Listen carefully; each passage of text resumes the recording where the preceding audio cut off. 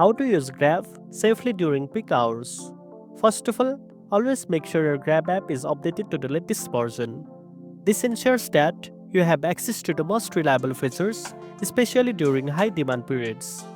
Next, plan your trip ahead of time. During peak hours, surge pricing is common, so it's good to know your route and estimated fare before you confirm your ride. This way, you can avoid unexpected costs and make a smarter decision. Additionally, ensure that you confirm the driver's details before getting into the car. Double check the car model, color, and license plate to avoid getting into the wrong vehicle. It's always a good idea to text the driver or call them directly through the app to make sure you are both on the same page about the pickup location. During busy hours, consider waiting at a well-lit, safe location.